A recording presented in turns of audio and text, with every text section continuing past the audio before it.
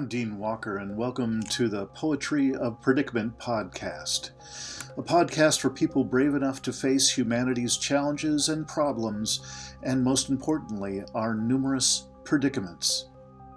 The Poetry of Predicament is a podcast meant to inspire us to bring forth grace, beauty, and connection with the web of life in the face of a predicament-laden world.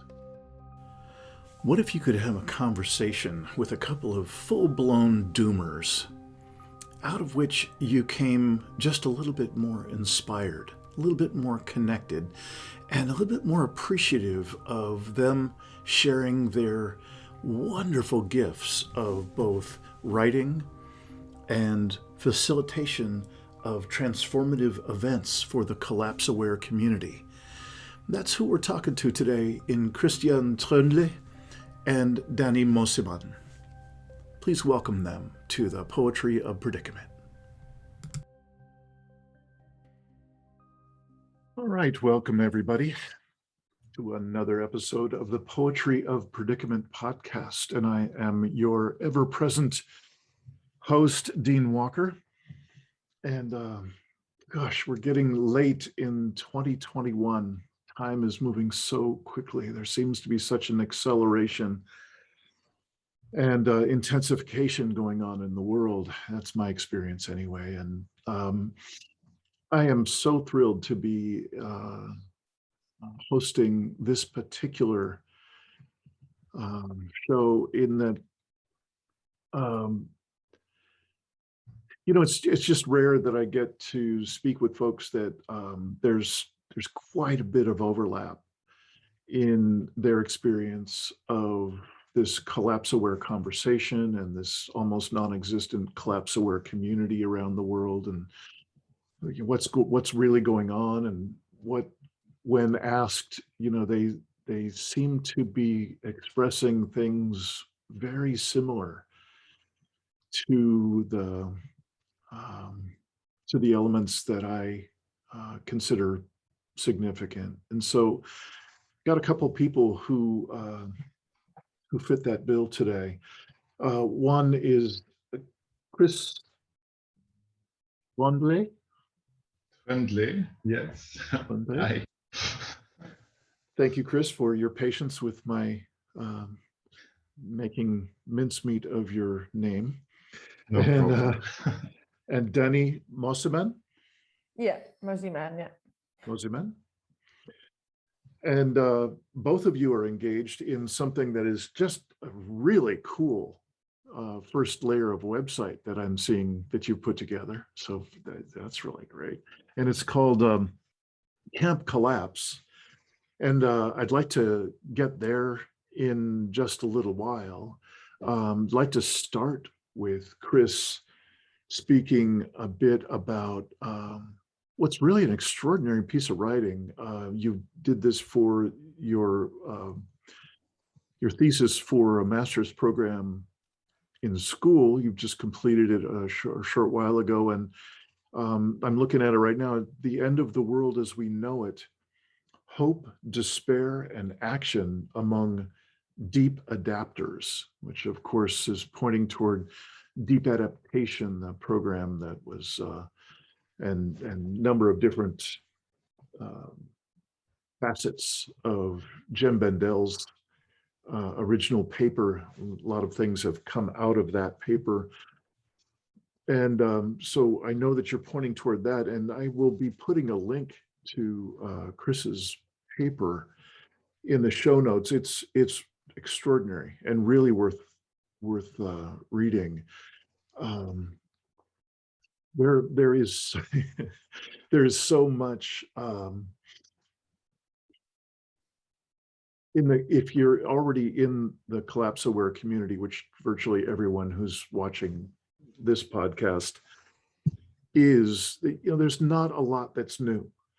There's a lot of rehash, and on the far end of the spectrum, there's a constant doom scrolling, that's a whole different expression.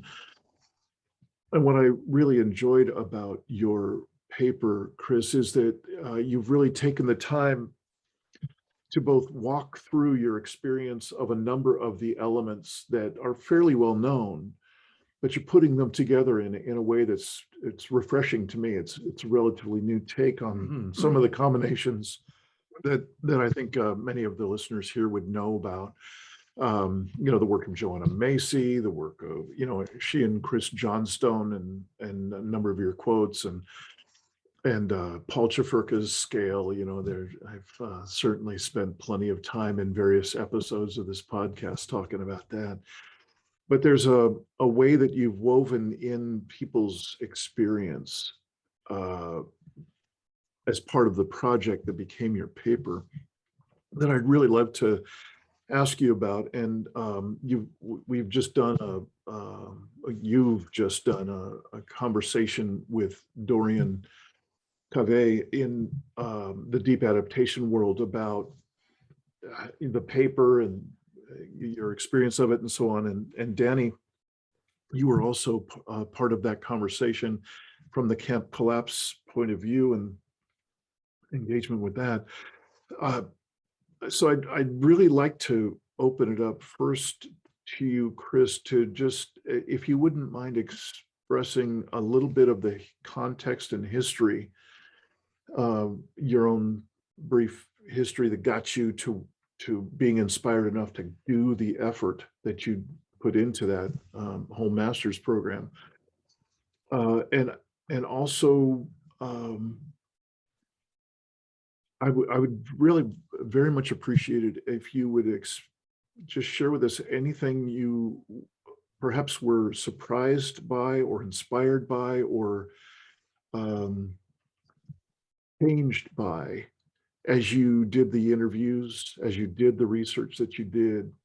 So I know that's a big ask in the first question, but if anything you'd like to share about setting the context, what got you to do this thing, and then sharing some of what changed you in this process. And so welcome to you both. Thanks so much for being here. Yeah, thanks for inviting us, and thanks for this introduction. I can't hear enough that the paper is good, so I'm always going to enjoy that. I enjoyed that in the last conversation already.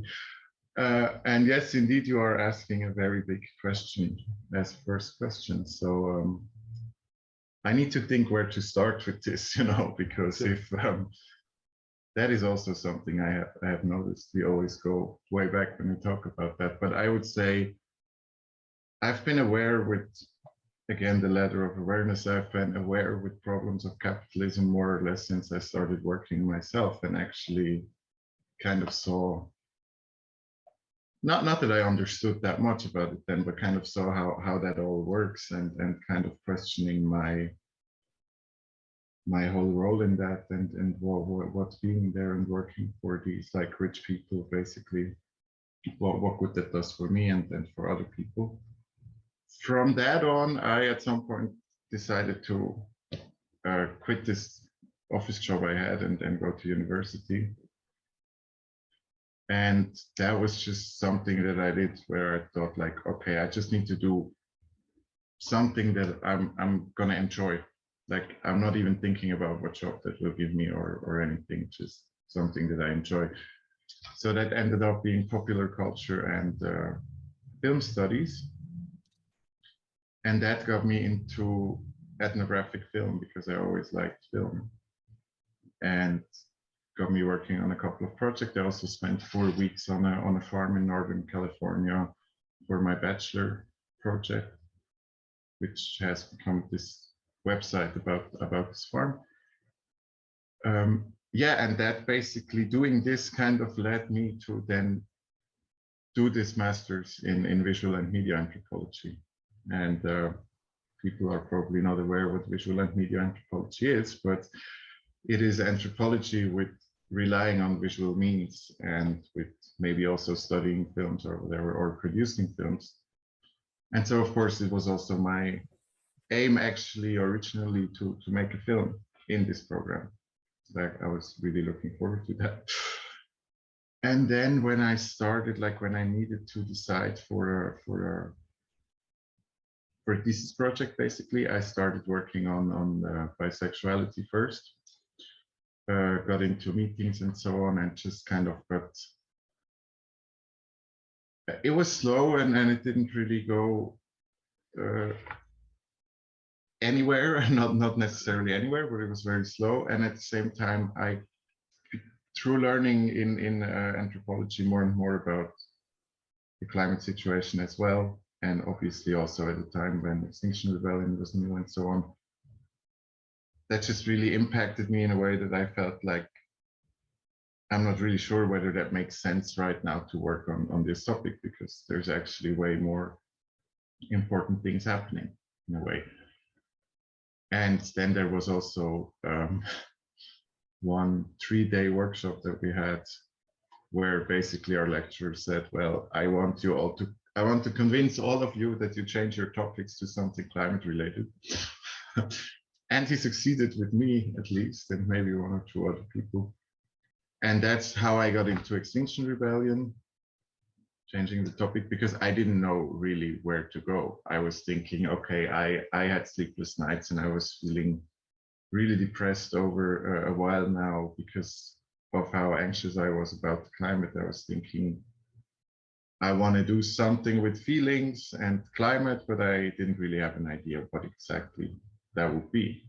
So I just joined Extinction Rebellion at a time where also the energy there was pretty low, I would say. Because they just had this big thing happening, and a lot of exhausted people and so on.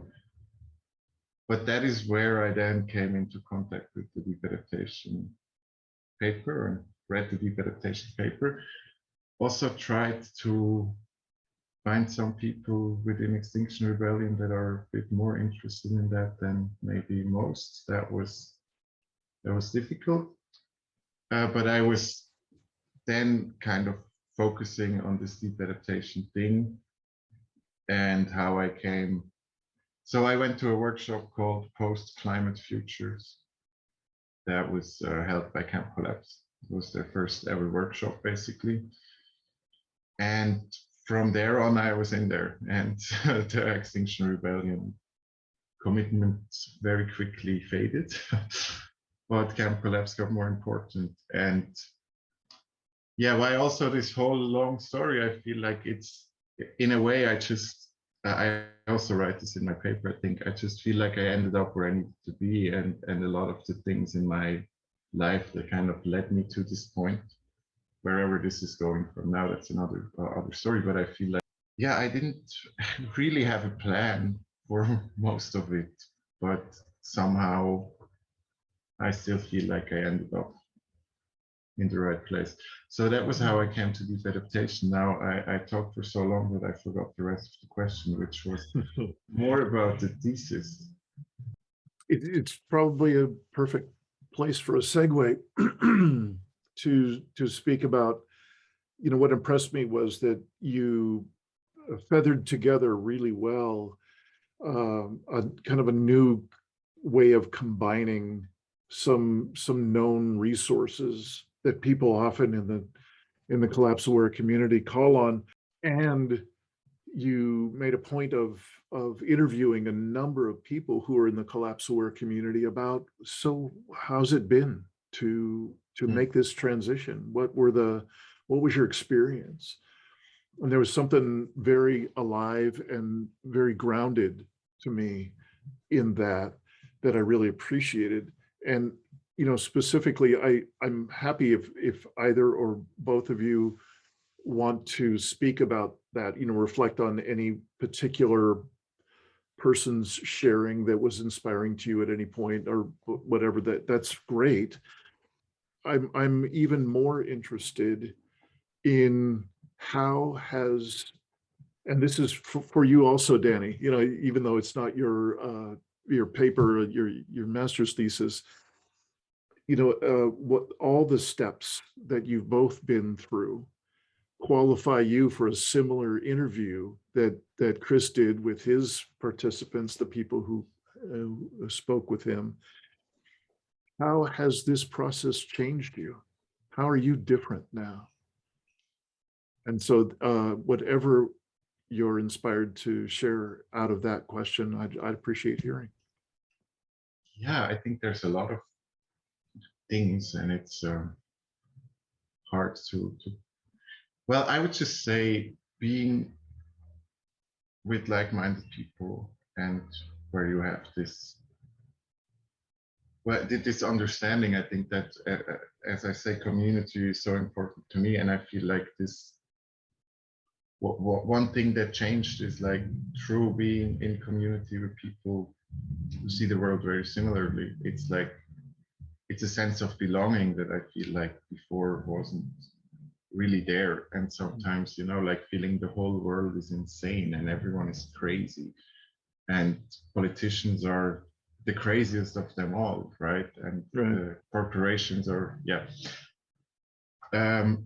And in a way, it's not that any of this is better now, right? But being surrounded by people who think that, who want to do something, like, yeah, like we said earlier, it's like trying to figure out what do we do, how can we help, and so on. I would say it's a bit the sense of belonging and the sense of purpose, even though I am not aware yet what my purpose exactly is. I would say I'm pretty sure it's now with Camp Collapse and just also continuing what I have started with this thesis. And just to what you said earlier, I feel that. So first of all, like these personal stories, I just think they're such an important part of understanding all of this. This is what, in a way, what I learned, I would say, while studying this, is that when first reading only the deep adaptation paper, like I struggled with some of this myself, and I just feel like going into all these theoretical things to read, like, gave me a better understanding of it. But it really, what I really needed was, I think, hearing the experiences of other people and seeing how things are similar and also different, of course. And I think it gives you, because deep adaptation is a lot about emotions and emotions processing and so on, right? So, and creating a space and opening up to our feelings and so on.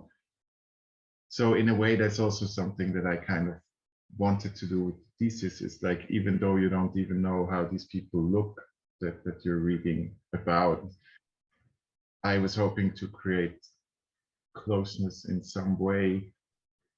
And I would say that is also just, I think ethnography is a really good way to do that. So somehow the fit of anthropology and deep adaptation was a very good fit to begin with, I think. So in the end, I was struggling with, I wanted to do something experimental, right? Like that's what I said from the beginning. I wanted to write a bit of a more experimental paper.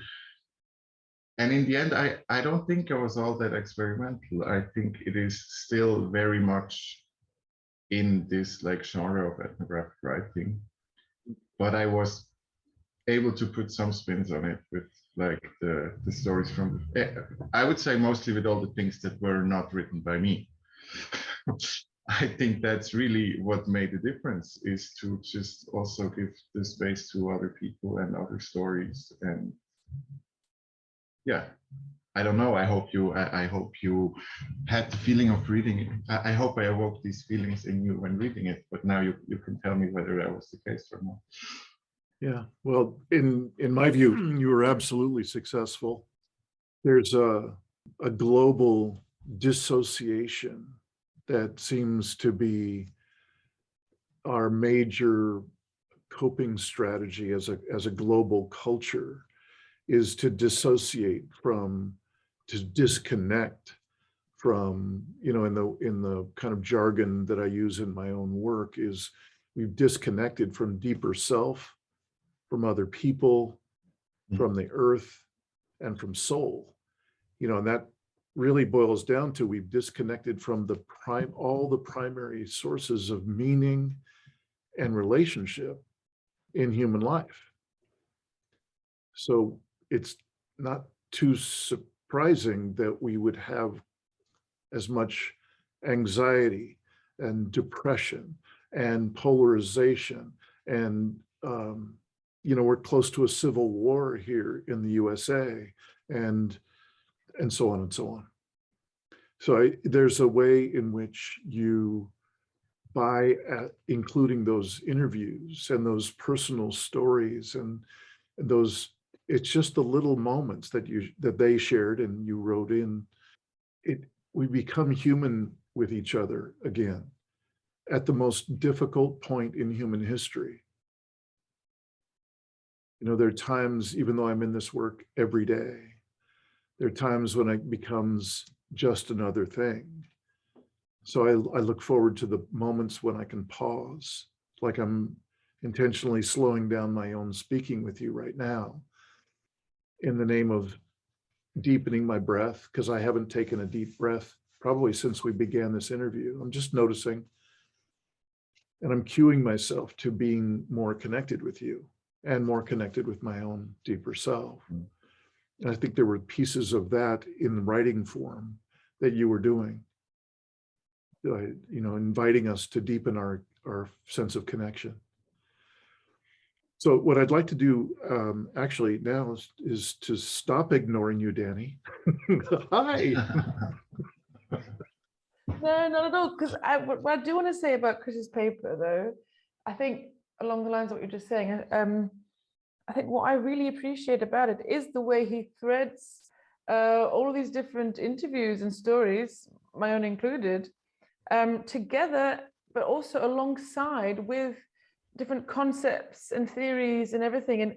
And so not only when during the interview and writing the paper did I get space to explore and express and wonder, yes, what do I think about this? But then in reading it, it was also fantastic to see where it was placed in this wider paradigm, as it were. And it was just, I think that was, I mean, I don't know, I don't know how, you're saying he didn't reinvent the wheel, but to me, it was quite original. And I think that, as you say, it's about the personal, but that together made for a very informative and new sort of reading with a new perspective. Yeah. Thank you. Yes. And I'm curious if to really include you in this flow of, could you give us just a little bit of your background? What were some of the important steps in your own engagement with this, the most difficult conversation in human history? Because you evidently have some activism in your history. So you've been engaged for a while. Could you tell us about that? Sure. I think, so where I'm going to go back to is, as a teenager, I think a lot of us have this, not everyone, but I did feel a deep sense of injustice in the world, and I didn't necessarily latch on to any particular frame of view, but I did feel this, and I at school I fell in love with the theatre practitioner Bertolt Brecht, as a social commentary and as a way to use entertainment as a way to awake the masses, or to stimulate change or social change. And I thought this was just the most wonderful thing, all these theories, but also using entertainment and humor and everything at the same time. So something about this really chimed with me, and I ended up going off to study philosophy. I was always interested in these bigger questions of what is existence and all of this, and then I very dramatically changed to study theatre, but I was always about wanting to make social commentary and create deep thinking with normal people. I say normal people, I don't know what that means, but so I explored this for a very long time, and perhaps it got too abstract, and I think I was aware of the situation, but I didn't really, I had friends who didn't fly for a long time, and I was just like, oh, that's nice. I never really, I had this disengagement, but it was similar. I ended up getting involved with Extinction Rebellion, at the same time that I was developing an immersive theatre experience that ended up being about people at the end of the world. I hadn't completely transitioned to being completely collapsed away at this point at all, actually. It was more, I was trying to think of an interesting story where I could explore a lot about what it mean to be human and humanity. So I find it quite funny that this was actually what I chose. And in doing the research to find a realistic ending, already a little bit, climate aware in terms of the crisis, but less so in the harsh realities of the likelihood of all the collapses. I was there researching all these statistics of what's going to happen, and I realized, oh boy, okay, this is actually an experience that is very true and real. And what would people do in this situation? It was about exploring how you may have your values, but what happens when faced with the time of a crisis, and how community, and how it's easy to disagree even if you have the same values on one level. It explored a lot of things, maybe too many things, but and it was through this that I actually then met Camp Collapse, actually, because I thought one of their experiences sounded similar to that in terms of what they were looking into. But so it was actually, and I think I mentioned this was in Chris's thesis, but I think it shows to me that this coming to this awareness, although deep meditation is fantastic, I think it is very much in the zeitgeist. I mean, it has to be, and everyone has their different way of coming towards it. Not that we shouldn't increase the ways that people can approach it and come towards it, but I think I found it very interesting that was how I came across it, was through my creative work as opposed to really reading anything. Well, thank you for that kind of bridge from the fairly recent past to now. And I'm curious, do you mind a little kind of a personal invitation? And this is really for both of you, if you're inclined. What I was just doing last time I was speaking was sharing with you a way that I orient myself to a deeper level of feeling and being present in the moment. And then speaking from as close to there as I can get in any given time. And so we've been speaking about, the Chris's project, which is already, it's printed, it's there, it's, in its final form. We're talking about Extinction Rebellion, and it's had its run in a ridiculously short period of time. It became one of the most powerful expressions of conscious activism that I've ever heard of, I think in human history. It's just this extraordinary body of people and kind of collaborative tsunami that it seemed like, really got it going. But those are things that are not here right now, as like we are here right now. And I guess what I'd like to ask of both of you is, here we are talking about something that is truly extraordinary. It really is the most challenging conversation in human history. And even as I've been saying these things, I'm just checking in right now, I've been kind of capping my experience. I've been limiting my breath. I've been not being tremendously present. And so if I allow myself to slow down and to really check in what's really true right now, because I have these two extraordinary people who have found a pocket of where to find camaraderie, where to find collaborative juice, or how to lean into this extraordinary conversation. And I noticed that when I slow down like this, and I really start to look at you, and I'm present with both of you on the screen, I feel a surging of warmth in my system.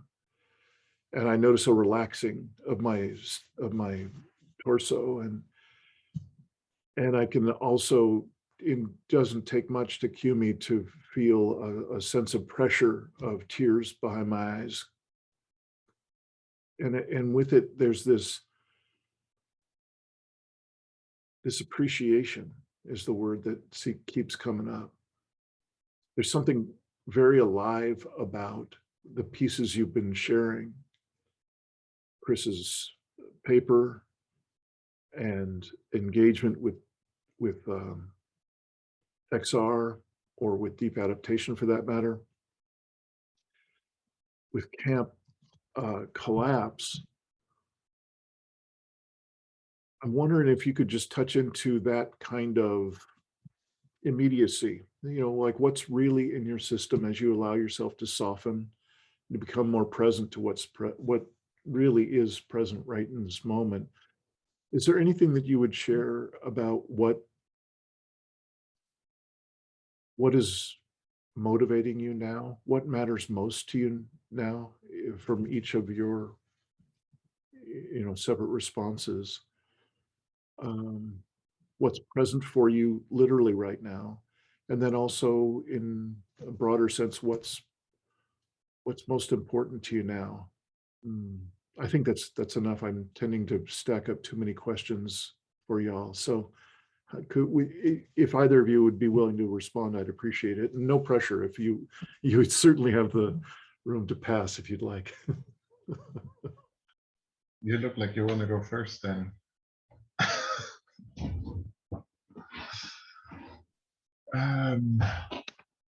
Yeah, I mean, in terms of what's motivating me, maybe I start there because I feel that's an easy, that's more or less of an easy thing. I feel more and more like encounters like this and conversations with people and just meeting new people, but also other people, just like being in this.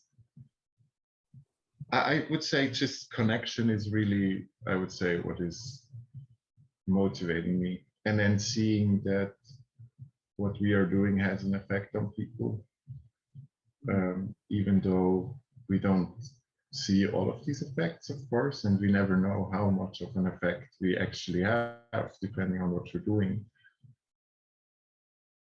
But yeah, I think that's what motivates me the most, because I feel that we are in a moment in time, as Dani said earlier, this whole collapse thing is very zeitgeisty, and in a way I think there's actually so many more people who are struggling with this than we can actually really think of. For now, I think this is where we can make a change, I think, in like having spaces where we can have these conversations and so on. And also, I don't know, I had this the last time, actually, in the last conversation, but I didn't say it because we were at the end already and someone else was talking, and then I forgot about it again. But because I had also recently just read the parable of the sower, which I know Dani has also read, so it's already great. And I would think Dean maybe has read it as well. But they talk about these earthseed communities, and I don't want to I just don't want to compare it to earthseed, what we're doing. I just like this analogy of the seeds, and that's why I say this connection and having an effect on people, because I feel like even though we don't know what all the effects are of what we're doing, I think in a way we are sowing seeds, and things can grow from that. And in a way, I think,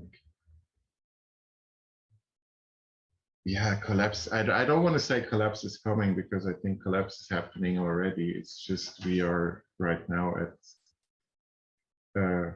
we are at the. Oh, I'm sure there's a nice English idiom for that. But we are the. I also don't want to say the winning ones. It's not that bad for us at the moment, but I think it will be very soon everywhere, and then I hope these seeds will help make things less terrible. Yeah. I think for me, where I am right now in this present, it's actually a very interesting time for this podcast to be happening, because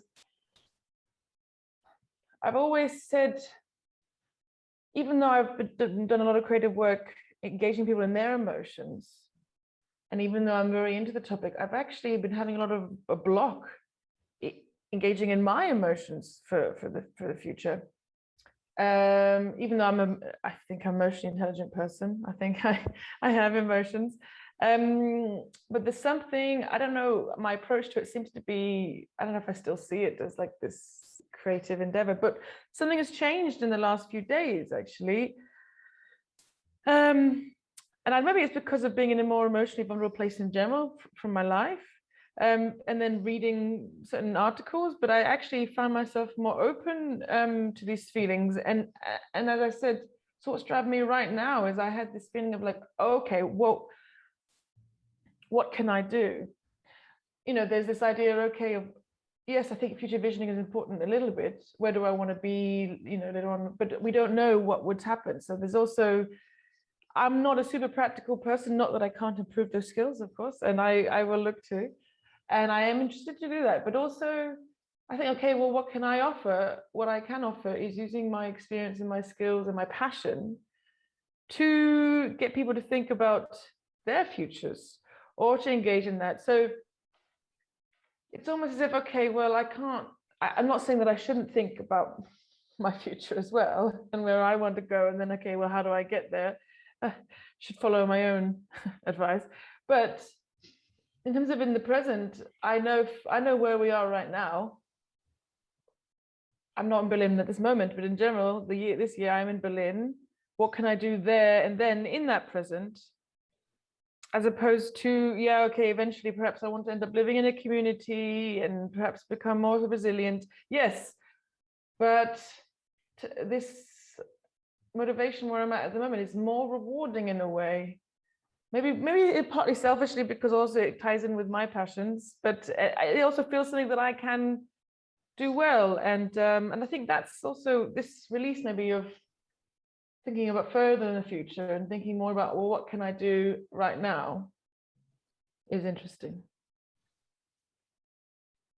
I think this whole focusing more on the present, I mean, that is very much also something that has changed for me through engaging more with this topic. It's just, yeah, I mean, if you see a very troubling future ahead, then you need to enjoy the present more, almost like you don't really have another choice.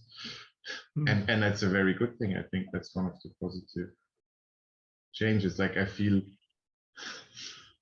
that sounds funny, but I feel like sometimes I'm almost a bit less anxious about some things in the future because of things that make me very anxious in the future.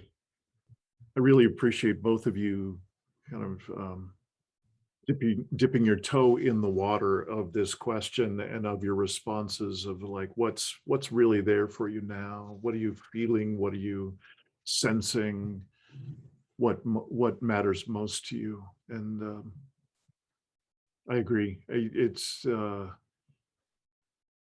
is in that space that there's some kind of food for the soul when we allow ourselves to just visit that space together, whatever way we get there. And I'm guessing that might be some of what you're inviting people to with Camp Collapse. And I'm curious if you could share a little bit about what do y'all do in a Camp Collapse circle or event or activity, or what's the motivation there? I'm laughing because we do so many things that I don't even know where to start, and that I also think it's very different. It's very different for everyone also, so I'm not sure. But yeah, what did you want to say, Dani? Well, I was going to say, if we go from where we are now as opposed to where it started, because I think it's a collective that's there to support all the members to explore their ways of this idea of time traveling, or maybe taking someone to the future. And like our little tagline is envisioning a future, what you want, and how to get there. And I think that's quite a broad statement. As you say, Chris, it's quite subjective. But I do think what we do is we like to use creative experiences at the moment, whether that's games, performances, or interactive experiences, workshops. And now we've got more into just more about sharing circles. That's not how we call it, actually. It's different. That's a term we don't use, but we call it confessionals, is what we call it, because we think we've noticed our work has become also very powerful in just offering a community of somewhere to share feelings, which is not necessarily where we thought we would go. And we've noticed more and more that that's something that we should keep an eye on and look to. But I think we offer experiences that engage people in the realities of their futures, but also maybe what they could want from their future, like getting more creative with it. And that could be in a number of ways. And as we said, we're quite a decentralized, chaotic collective. So it really depends on who's leading where. But I think we've really found something we all love to do and can collaborate on, no matter what variation it is. And it's becoming, I think there is more of a thread between them, all the different activities coming through a bit. Yeah. I there's some things I wanted to add, but it's not much, I think. So, of course, I forgot where I wanted to start. Oh yes, the emotional aspect. So I always think of it a bit of like we're doing kind of the external work, with like the typical activism of like workshops and typical activism like street performances, right? So these things, and I feel like we always also try to connect to, as you say, especially to the imagination, but also in a way to emotions. Like that's always a thing that we try to do, is to really, to now again I don't know the English word, but to create's not the right word, but to make some emotions somehow in people, right? To give them a bit of an emotional experience, an imaginative emotional experience. And that's also something I feel that we changed a lot in like how do we think.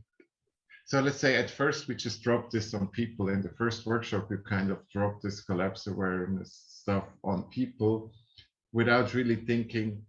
Nothing happened, it was all fine, but without really thinking what's happening after the workshop and how are people feeling and so on.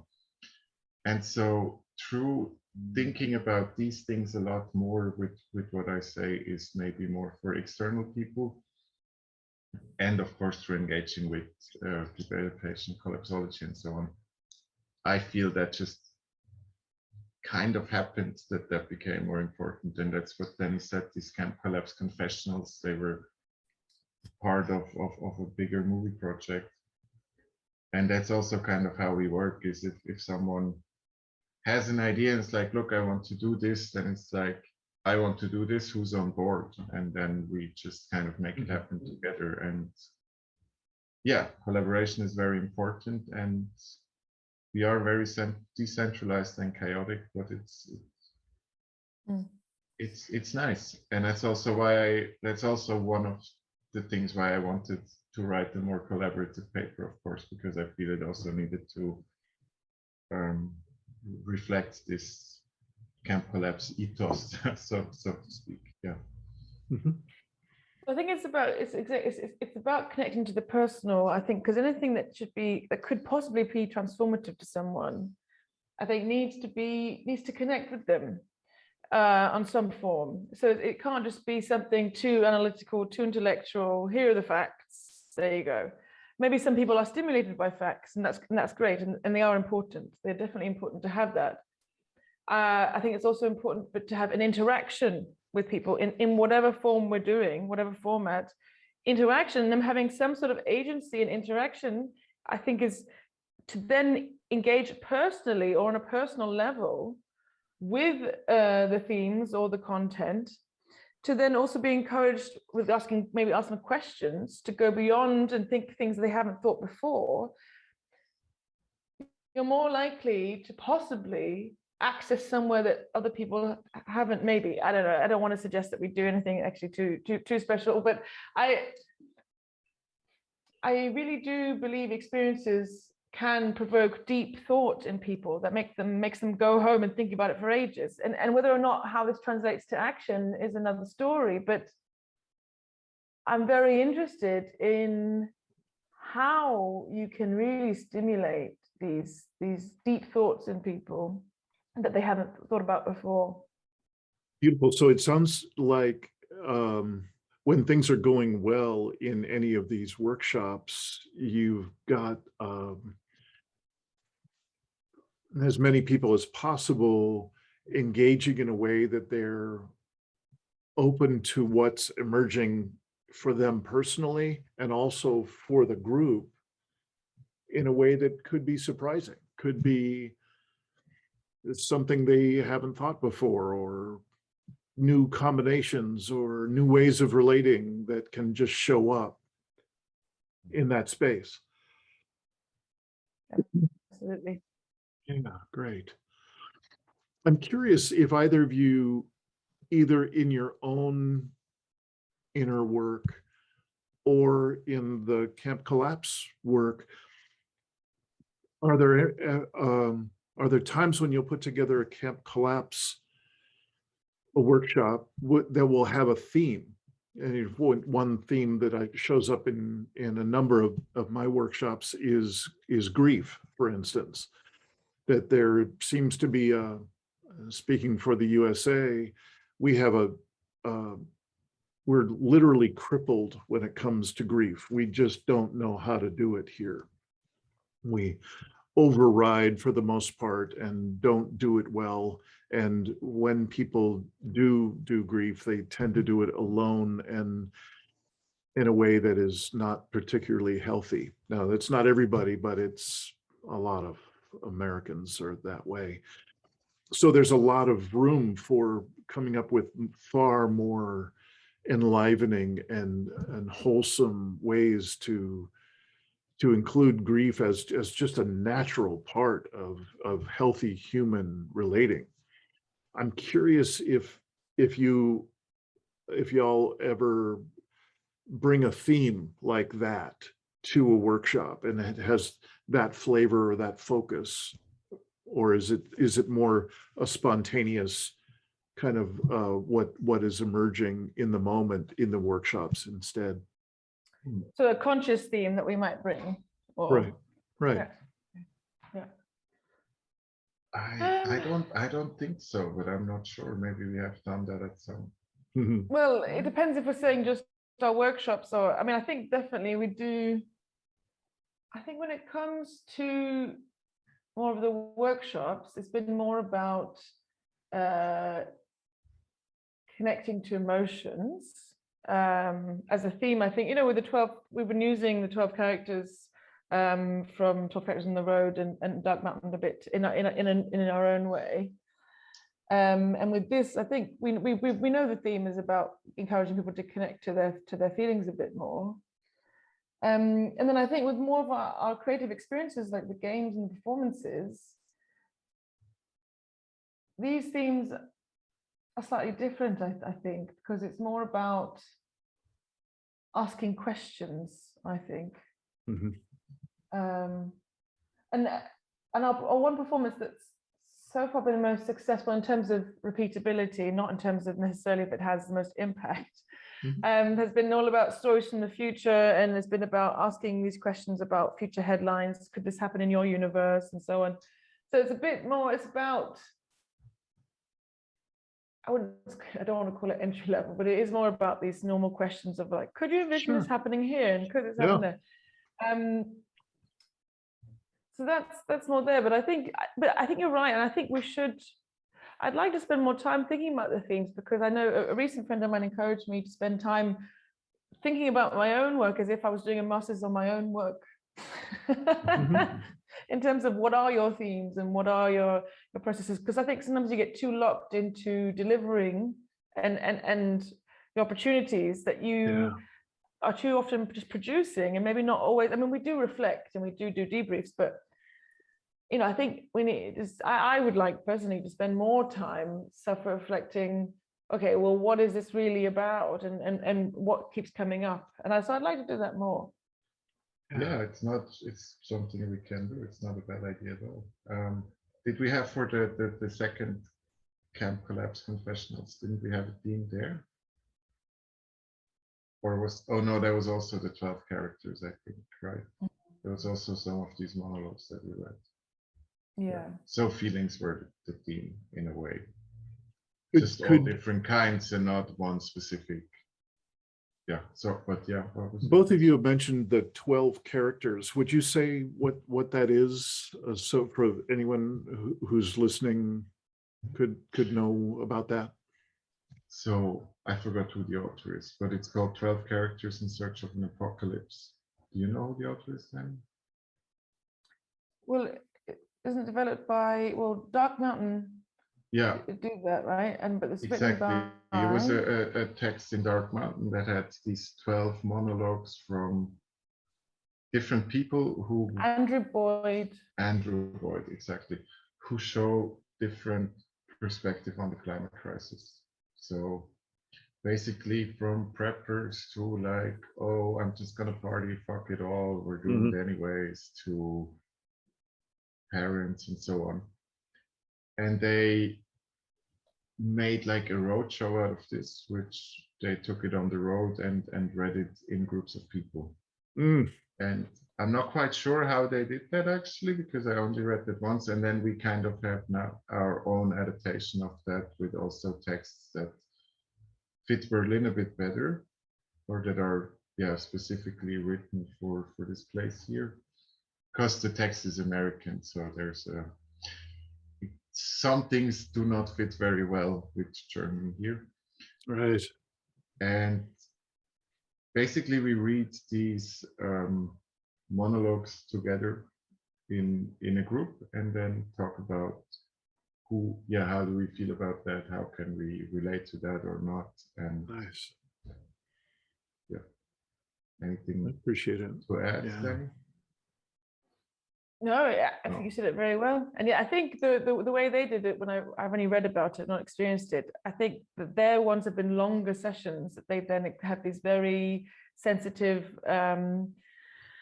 sharing moments after reading, and all the participants can read a monologue if they want to or not. So we're still experimenting with the way we do it, and it is Creative Commons license as well. So it's if anybody wants to use this great work that they've done, the stimulus, I think it's all very encouraged, as long as you do the usual things. And we found it, I think it's quite inspirational for us as well. But I realized, sorry, Dane, if you want to comment on something else, but one thing I do think has been a theme consciously has very much been community, because we connected with the Transformation Center, who's trying to reclaim an abandoned building to bring together all the skills that already exist out there, and knowledge like permaculture, solar panels, etc., to a space for Berliners in the community, using this non-used building. And we felt that it was a missing piece to our work a bit, because it was maybe the more practical side. And so a lot of our work, we did a lot with them, for them. So we would often connect to them by talking about community and talking about this place. So that was a conscious decision we use, for example, some of our characters from the 12 characters, our adaptations. And at the end talked about how we need all these voices to come discussion, to come together. And here's a great place for it. The Transformation Center we want to build with these people. It's called Transformation House and Feld. House and Field in English. And I think, but time and time again, I think community has very much been a reoccurring theme in terms of what we see as a way what we want to maybe encourage people to connect to, but only in their own way and in their own time, not necessarily saying that they have to.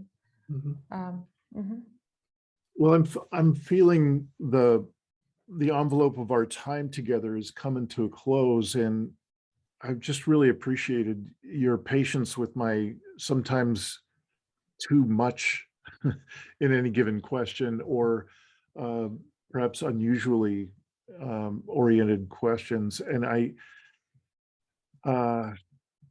particularly enjoyed hearing how Camp Collapse lives for each of you. I so want to connect with, I imagine you're doing things online, and because that's all that we, have been able to do for a year or whatever. So I'm looking forward to somehow connecting. And I'm curious if each of you would just take a moment to imagine that you've got one of the folks from your workshop, and they've had they're new to this whole idea, and they've been through a couple hours of imagining a future with you and engaging with you in a way that they haven't engaged before. And they're starting to feel things that they might not have let themselves feel before. And I'm wondering if there's anything you could share, having been through that layer quite a while ago in your own experience. Is there anything you'd like to say to someone for whom this whole conversation is new? These feelings are new. Is there anything that you can offer from your experience to,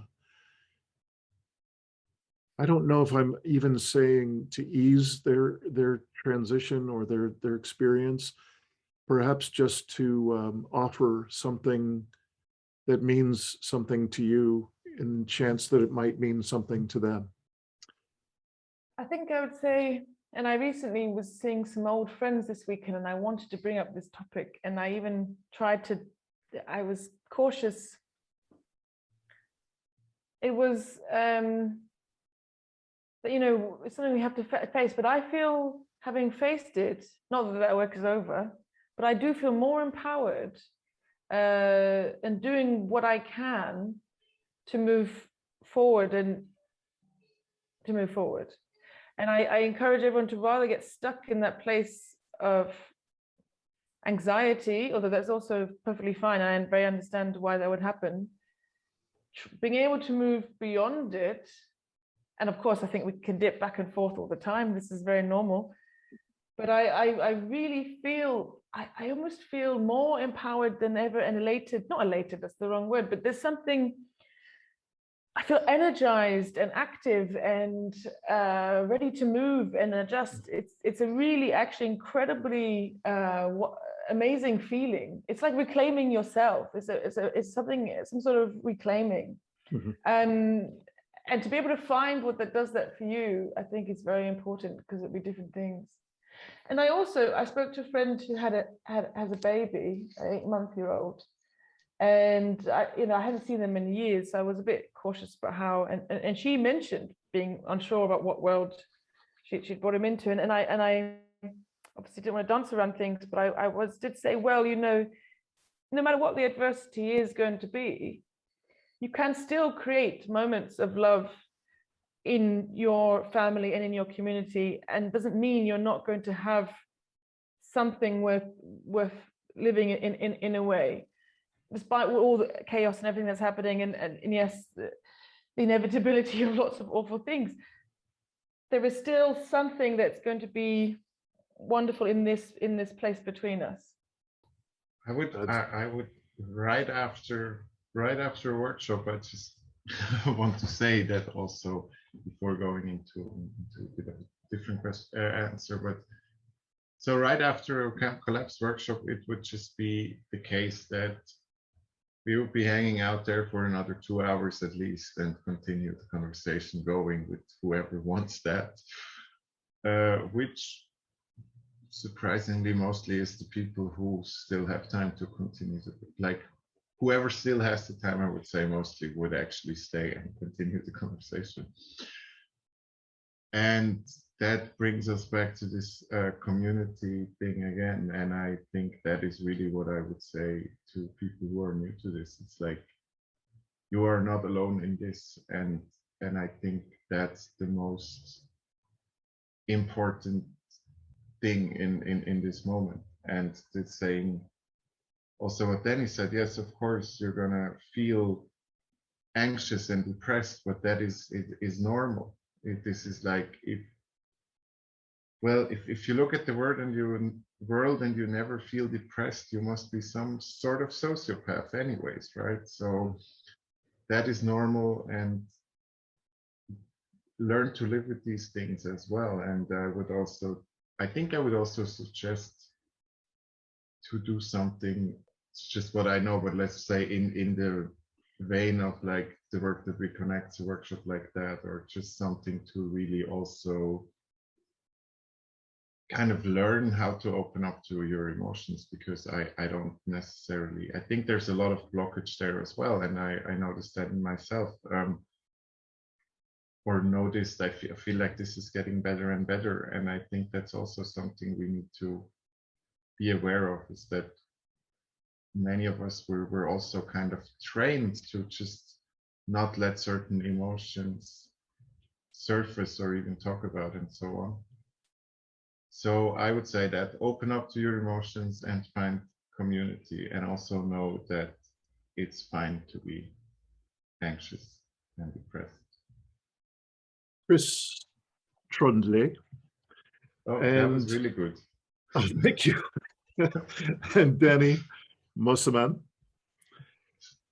It's absolutely been a pleasure to speak with you. I love that there are these pockets around the world of people who are coming to similar realizations of, we have serious things going on the planet, and somehow bringing themselves forward and leaning into it, with open hearts. You know as well as I do that that's not the normal business as usual person's reaction. It's to lean away, run away. Don't feel those things. Don't even acknowledge that the conversation is real.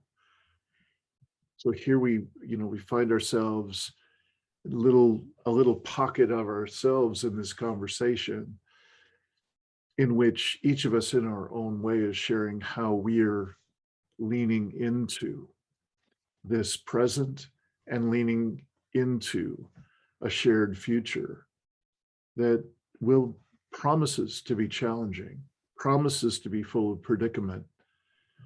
And there's these little nuggets of beauty that each of us have a chance to share today.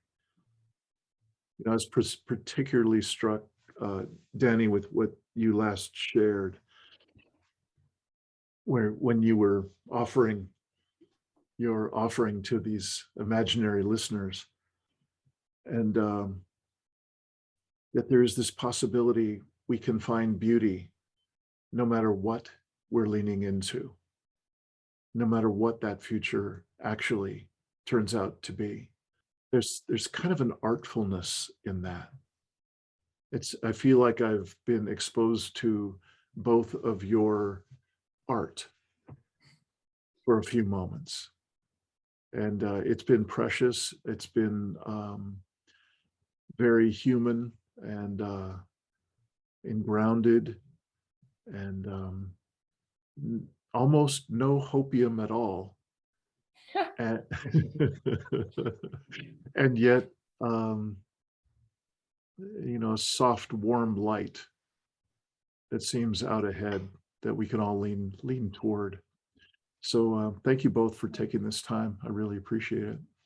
Thank you, Dean. It's creating this space, asking these questions. It's interactions like these that I also feel a lot of warmth right now, and I feel very invigorated. And so thank you for having us. And for what you do as well. And I'm feeling, all sorts of gratitude. So thank you. Yeah, thank you very much for having us. And yeah, I really enjoyed it too. And I'm sure we will meet elsewhere again in the future. Yes.